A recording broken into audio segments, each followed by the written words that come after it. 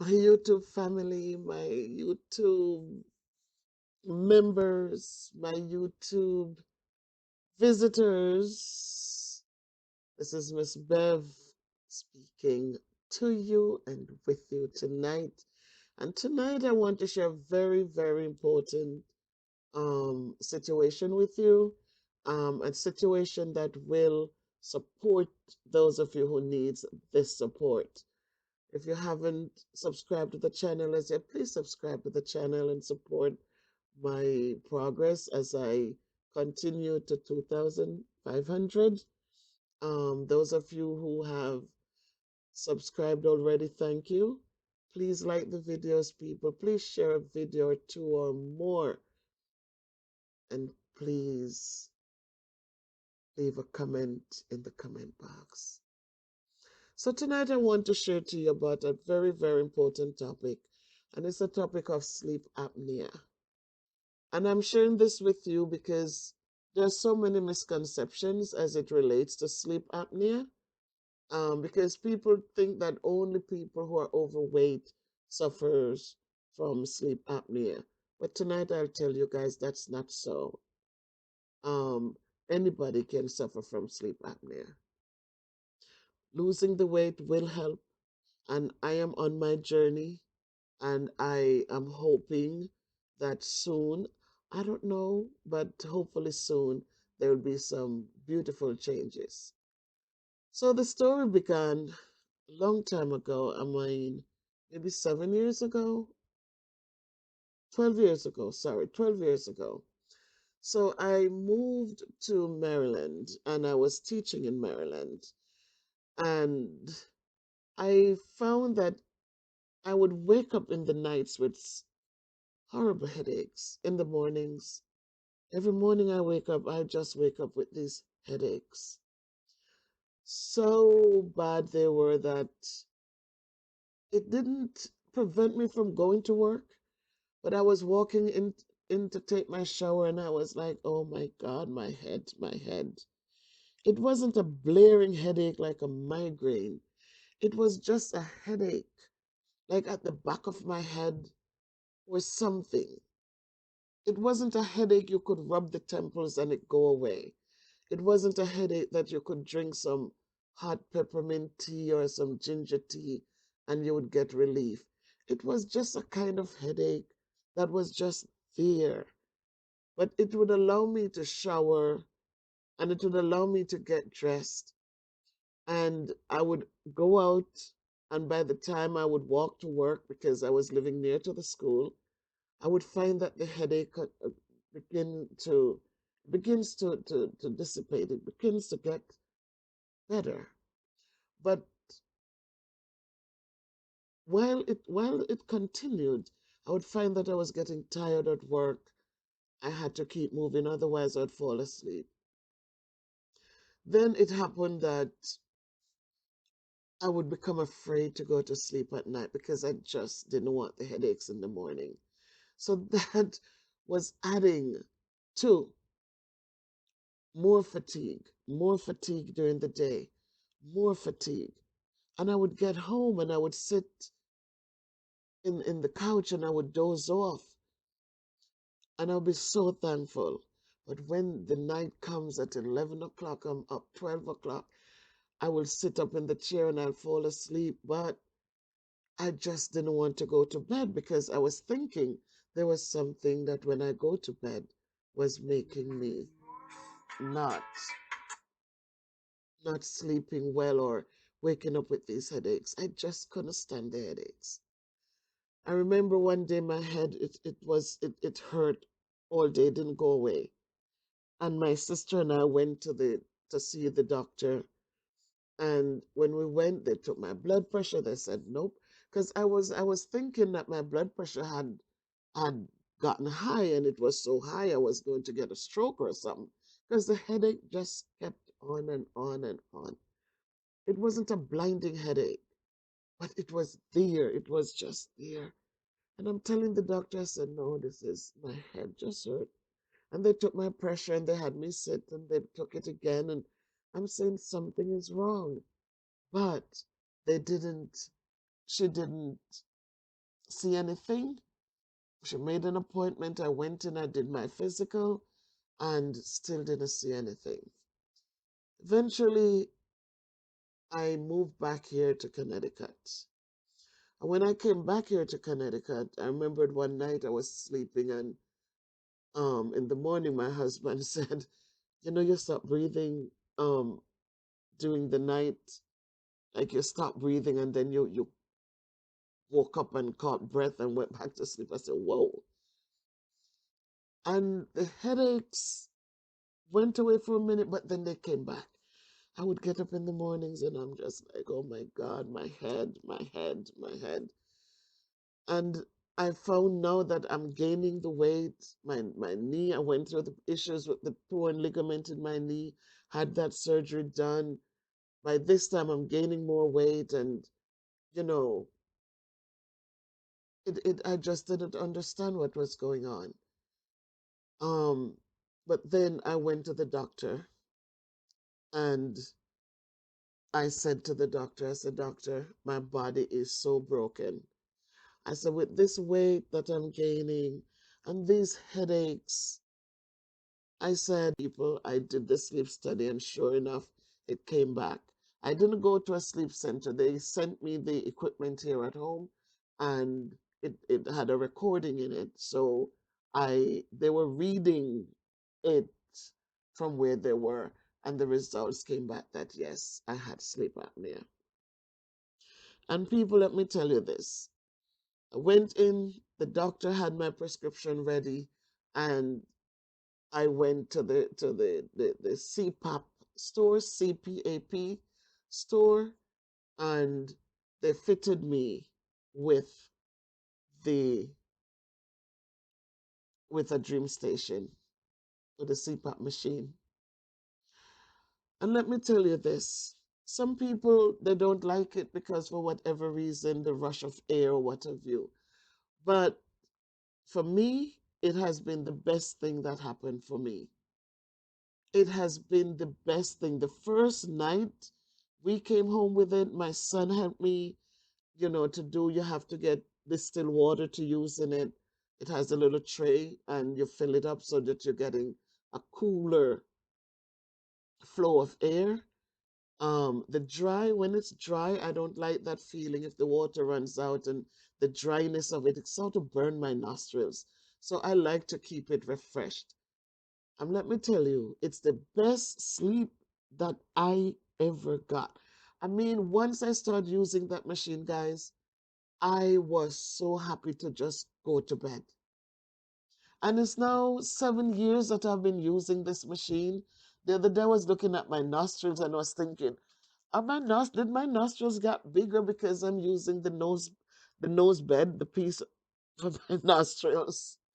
But with that aside, I go to bed, and once I get situated in bed and I put my thing over my head, and well, I have the one that fits around the head, you see the small strings, and I fit it around, and I put those little buds in my nostrils, and I turn that machine on, because the way mine is fixed is that I don't get that big rush of air right away.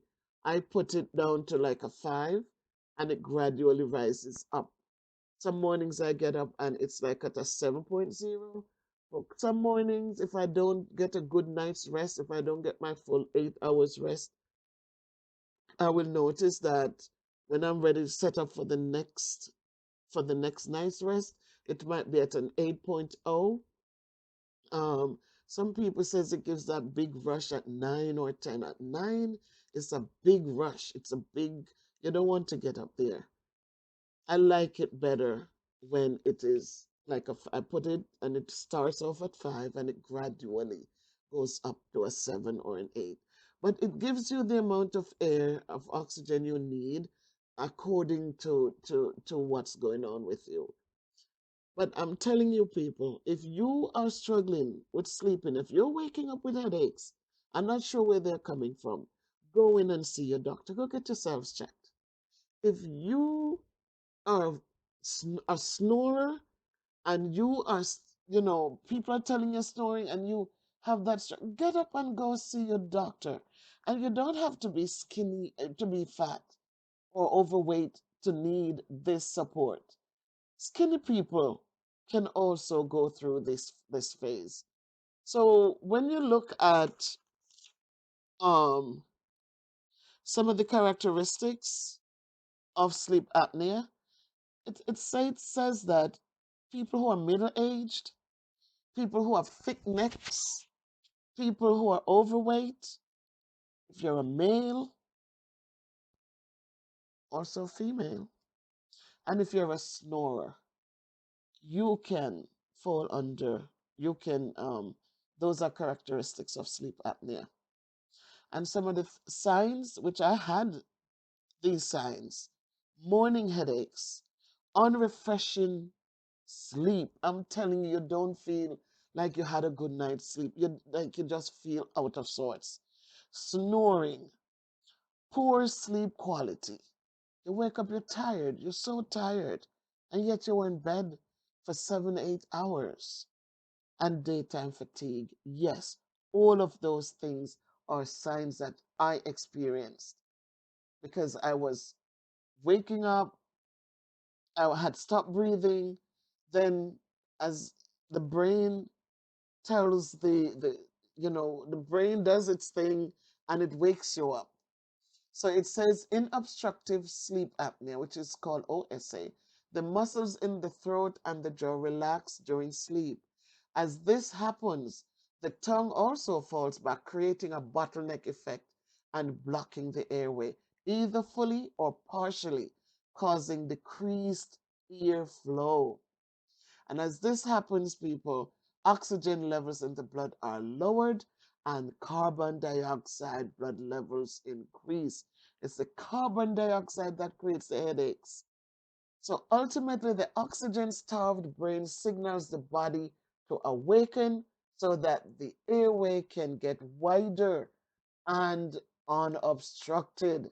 And so you find yourself at this point that you wake up with like a catching air, catching, like you're catching a breath. And the person can breathe again for a moment until the next episode where they are sleeping, and then all of a sudden the airways get blocked and you wake up again, startled, like in a startled manner, you're catching breath. And this can occur, they said, hundreds of times during your sleep. And so they say aging and increased weight are increasing risk factors for obstructive sleep apnea. So you gotta work on your weight, gotta keep moving, gotta lose those pounds so that if you struggle with this sleep apnea, then you can get some relief. It says related weight gain is as a contributing risk factor for apnea is the increase in tongue size and overall tissue around the neck, narrowing the airway. Did you hear me?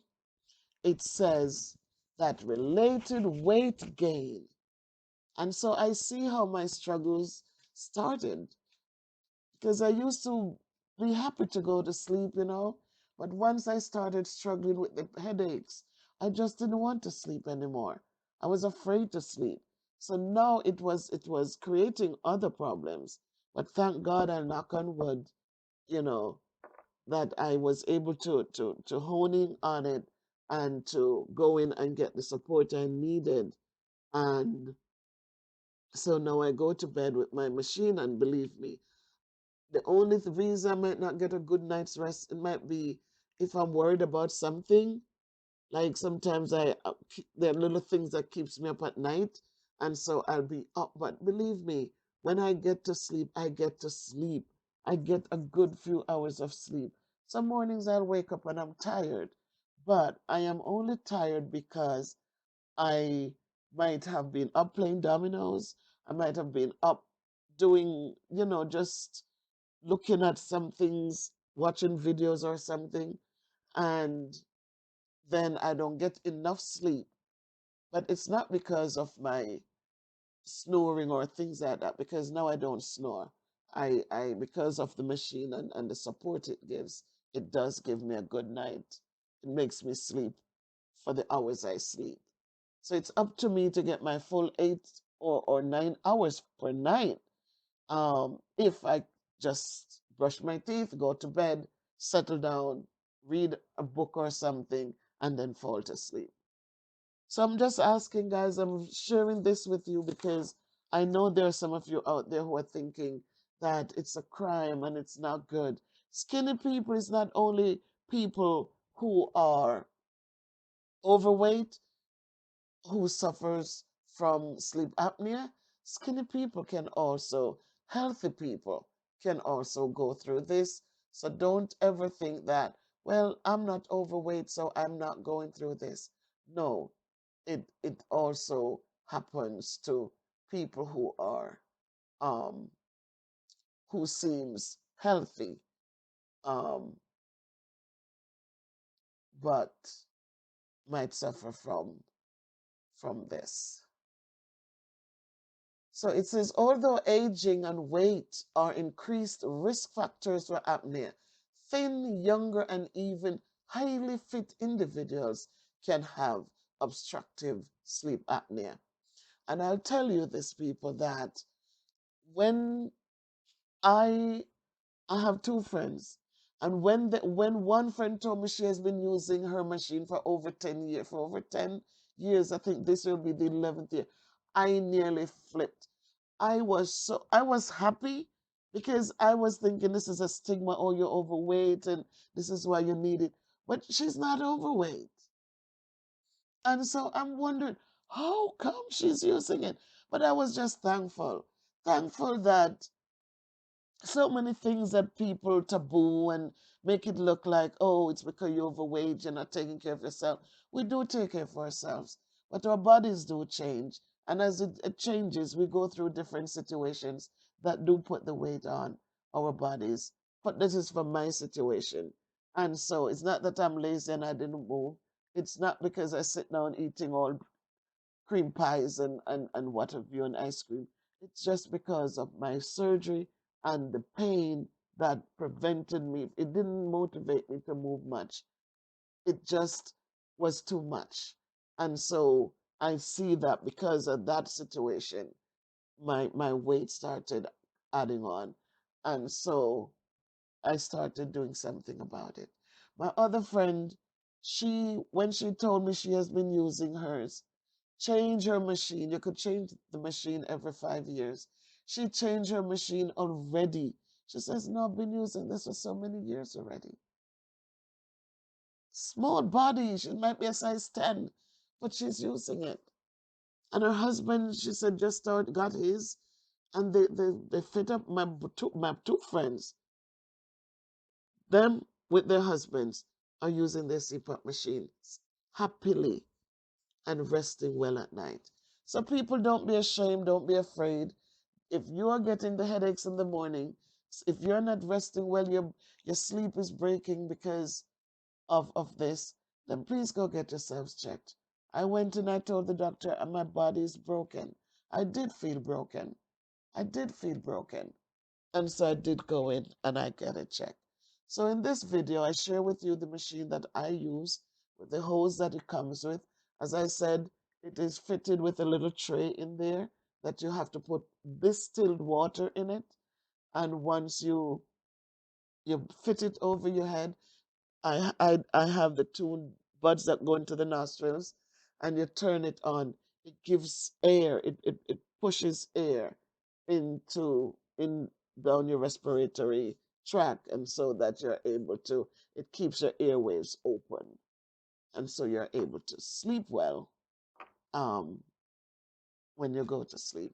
So I'm not a sleeper in the day. If I do fall asleep in the day, it's just I might doze off in the chair, but usually I would get home and I sit in the recliner and I'm fast asleep just for a moment, maybe 10 minutes. I'll fall into that sleep. But I guess when sometimes I snore and I frighten myself, like I would snore so hard that I wake up. And I remember kids before I went to the doctor, um, I think for a week, my students would say, I fell asleep. You fell asleep, Mrs. Salmon Black. And I can recall, like, it's a second. I'm there grading books or waiting for kids to finish so I could grade their work. And I just fall into that little sleep. And then I know I started snoring and wake myself up. And so I knew it was time to go see a doctor because the headaches were preventing me from resting enough so that I could get through the day. So I'm hoping that this video will support someone, will help someone to understand that weight is a part of it, but it's not only people who are overweight who struggle with sleep apnea, but people also who are skinny can have the condition. But remember, if you're overweight and you lose some weight, it can help a lot. So again, remember to like the video, share the video, and leave a comment. Tell me what you think. Are you resting well? Would you use a machine to help you rest at night? It's not invasive or anything. It's just something you connect. Kind of be, you have to get used to it in the beginning. But for me, I learned how to put the hose over the pillow and I sleep perfectly. Um, so it's people will talk and people have different experiences, but you get your own experience. So leave a comment, and if this has been helpful for you, please let me know as we continue onward and upward also, always. So if you can be good, my family, be careful. Walk good, do good, live good. Keep moving, keep on moving, keep changing the things that are preventing you from meeting from losing the weight, change some things, and so that you can get a better night's rest, and so that you can continue to move more and move better. So dance, dance, dance, just dance, because it's not only for the body, but it's also for the mind, for your mental health. So dance away, guys. Play your music, sing and dance, and snap your fingers, and again, if you can't be good, be careful, but walk good. Do good, live good. Good evening, my YouTube family and friends. So, this will be a connecting portion of video as I talk to you about my Cpap machine. This one is the Philips Respironics, and we call it the Dream Station. So I'm going to have a talk, or maybe this video is going to come afterwards. But I want to share with you my story about how I came to start using this beautiful machine. Um, so look at it. This is what we call a Cpap machine. And tonight I want to share my story as to how I started using this machine. It comes with different parts. Sometimes I look at my nostrils and I said, is it because I'm using this machine? Because this little piece here, it goes into right? This comes, it comes into the nostrils, and it is connected to this portion right here. Let me try to clip it in. All right.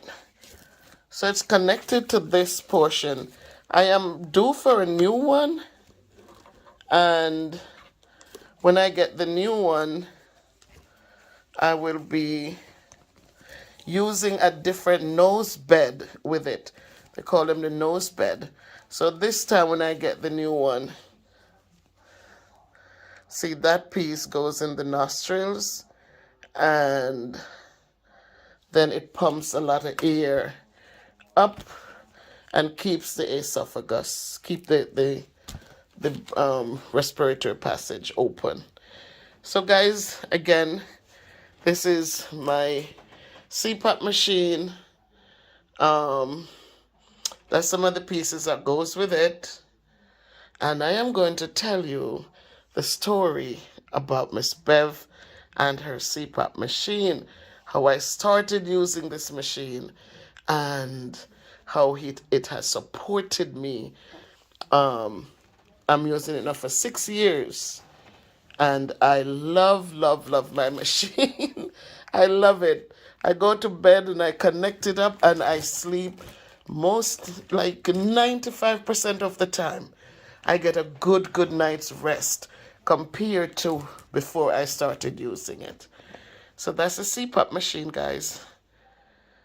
And this one is my Philips Respironics, and I'm getting ready to change it because after 5 years you get to change it. I do have the prescription for the new one, but I have not filled it because I'm sure that right now the price for this one has tripled. But in time I will be upgrading, changing it. All right, so let's get into the story of how Miss Bev started using this machine and why you should go out there and find, talk to your doctor if you find yourself in the situation that I was in, and so you start using this machine. Okay.